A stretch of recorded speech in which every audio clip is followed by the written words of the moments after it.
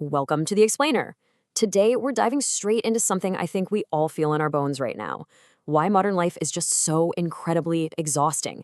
I mean, we're literally surrounded by constant noise, endless demands, and this relentless pressure to perform. It's leaving us completely, utterly depleted. So let's figure out why. To kick things off, I want you to ask yourself a really uncomfortable question. Are you actually living your own life, or have you been abandoning your true self just to keep the peace and meet everyone else's expectations? Because, let's be honest, from childhood, we're kind of conditioned to believe that being good means giving more, asking for less, and just always being available. But seriously, at what cost? Well, there's this brilliant quote from the Stoic philosopher Seneca who perfectly captures what we're going to unravel today. He talks about people being busy doing nothing, filling their days with the demands of others while their own inner life quietly crumbles. Think about that for a second. Over 2,000 years ago, he saw that we run ourselves into the ground, masquerading our exhaustion as devotion. We become these scattered, hollowed-out versions of ourselves that literally nobody asked for, simply because we're terrified of doing the quiet, hard work of building our own inner lives. Which brings us to part one, the social tyranny trap. Let's look at these external pressures. To really understand why we feel so constantly pressured, we need to look at the invisible rules that govern our behavior. The philosopher J.S. Mill hit the nail on the head when he realized that the most dangerous dictator out there isn't actually political. Nope. It's the collective, totally illogical judgment of society that demands you stick to their timeline. Society just loves to set these arbitrary standards, right? When you should get married, what kind of career is acceptable, how you're supposed to behave. Mill called this social tyranny, and it's wild because it's an oppressive force that doesn't need laws or prisons. It just uses guilt, judgment, and that nagging fear of what people will say to completely crush your individual liberty and your authentic self. Now, what is super interesting about Mill's idea is how he divides our actions into two buckets, basically proving that society has zero right to interfere in your personal choices. He splits things into self-regarding actions and other-regarding actions. If something only affects you, like your career path, who you marry, or what hobbies you do on the weekend, that's self-regarding.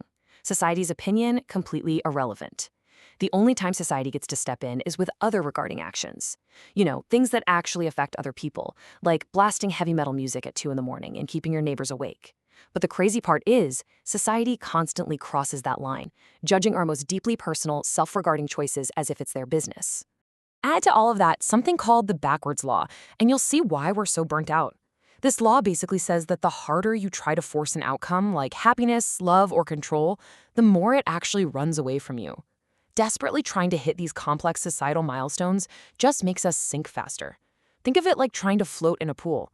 If you thrash around and try to force it, you just sink. But if you relax, you float. The harder you try to force people to like you or force yourself into a perfect mold, the more miserable you become. Life absolutely rewards the relaxed, not the desperate. All right, moving on to part two, the cost of over-availability. Let's talk about the internal toll this takes. So we've named the external enemy, social tyranny. Now we really need to turn the mirror inward and see how we're unknowingly sabotaging ourselves. Why do we keep giving in? Well, Carl Jung explained that whenever you react to every single provocation or instantly reply to every demand, you're bleeding out a highly limited resource. He called this psychic energy. It's this finite internal force field consumed by every thought, reaction, and emotion we process. Think of it like your phone battery. Every time you over-explain yourself, every time you say yes when you actually mean no, you are draining that battery. People who live in a state of emotional exhaustion aren't weak. They're just misdirecting their finite energy. The really crucial takeaway here is that we have to stop operating from what Jung called the persona. That's the mask you wear just to seek approval and avoid being rejected.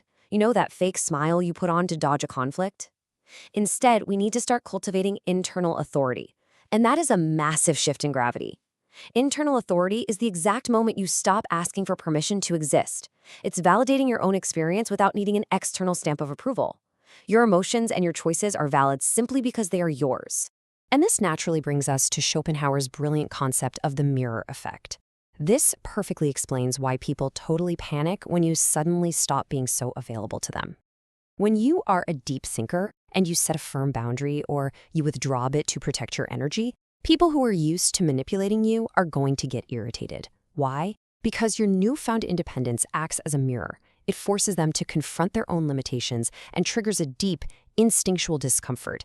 it reflects their own emptiness right back at them. It's not that you're doing something wrong at all. You're just no longer playing a convenient role in their little narrative. This leads us to section 3, reclaiming your inner citadel. Now, philosophy without actual practice is just window dressing, right? So let's look at the real toolkit you can use to liberate yourself and protect that finite psychic energy we talked about. The ancient Stoics, like Marcus Aurelius, had this incredible concept they called the inner citadel. They believed this inviolable mental fortress was literally the most valuable real estate in the universe. It's the space inside you that holds your judgment and your core values. And the beauty of it? No external force, no demanding boss, no difficult relative can truly reach it unless you willingly hand over the keys. A huge part of building this citadel is ruthlessly separating your circle of influence from your circle of concern. This immediately stops you from hemorrhaging your psychic energy. You cannot control the traffic, the global economy, or whether a stranger likes your outfit. That is all firmly in your circle of concern. Stop worrying about it. What you can entirely control are your own actions, your reactions, and your boundaries. That is your circle of influence. You have to master the ride, not the ocean. So here are 4 highly practical daily steps to actually lay the bricks of your inner citadel. Number 1 is morning ownership. Claim your mind pre-dawn. Just spend 10 minutes completely alone before checking a single email or giving your attention to anyone else. Number 2, run a dichotomy check throughout the day to filter your anxieties. Just pause and ask, wait, is this actually in my control? Number 3 is an evening audit. Take a quick moment at night to review your actions and see what pulled you away from your best self. And finally, number 4, deliberate solitude. Carve out quiet time just to return to yourself. These aren't some massive life overhauls, guys. They're just small, daily bricks that build an absolutely unbreakable fortress. Let's dive into section 4, the power of silence. Now we're getting to one of the most powerful, but honestly most uncomfortable techniques for reclaiming your autonomy. It's all about what you choose not to say. Compulsive self-explanation is actually a sophisticated form of submission that basically begs the world for permission to exist. Seriously, every single time you over-explain your boundaries or write a whole essay justifying your emotions, you are subtly telling the other person that their approval matters more than your truth. Think about it. When you say no to an invitation and immediately launch into a 5-minute apology about how busy you are, you're handing over your power. You're practically begging them to validate your decision. That's why strategic silence is an absolute game changer. It's not a retreat. It is a devastatingly effective weapon against external projections and emotional manipulation. When you just stop justifying yourself, you conserve all that finite psychic energy. Manipulators absolutely thrive on your reactivity, so silence starves them. It forces them to sit with their own internal noise and discomfort while you rebuild your authentic self from the inside out. You really don't have to convince anyone of anything. You just have to be. Now, I know what you're thinking. Won't this make me lonely? Well, if practicing this kind of isolation makes you feel a bit lonely at first, keep this amazing thought from Arthur Schopenhauer in mind. A high degree of intellect tends to make a man unsocial. He realized that truth seekers have always struggled to fit into a society that much prefers comfortable illusions. The deeper you think and the more authentic you become, the less tolerance you're going to have for surface-level small talk and societal games. Your solitude isn't a punishment for being different, it is a privilege. And that brings us to our final part, Section 5, Finding Meaning in Simplicity. So, once you have finally silenced the external noise and reclaimed your energy, where do you actually find meaning? If you aren't living for the approval of society anymore, what are you living for? The great author Leo Tolstoy had a massive existential crisis at age 50 when he realized that wealth and intellect were really just distractions. He wrote this parable about a man trapped in a well. Above him is a wild beast representing existential dread. Below him is the dragon of death. The man is clinging to a branch, and what is he doing? He's momentarily distracted by licking a few drops of honey off the leaves. That honey represents our temporary distractions, money, fame, fleeting pleasures, while the inevitable reality of our mortality just waits below. Tolstoy observed 4 distinct ways people try to cope with this intense reality, ultimately realizing that intellect alone just leads to despair. Some people lean into absurdism, simply ignoring the meaninglessness entirely. Others choose Epicureanism, endlessly chasing that honey of constant pleasure to numb the pain. A lot of folks fall into a spiritual limbo of passive resignation, totally paralyzed. But Tolstoy found his way out through the 4th path, simple faith. He saw that regular, everyday working people had this quiet resilience, a profound belief in something greater than their own finite reason.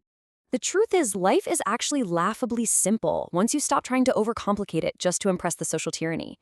We spend so much time hunting for some 47-step morning routine or some unbelievably complex philosophical answer to happiness. But true peace? It's not found in endless complexity. It's found in simple faith, humility, and being of service to others. But, and this is key, doing it from a grounded, authentic self, not from a desperate need to please. As we wrap up this explainer, I want to leave you with one final, provocative thought. What will you write on the blank page of your single, unrepeatable life?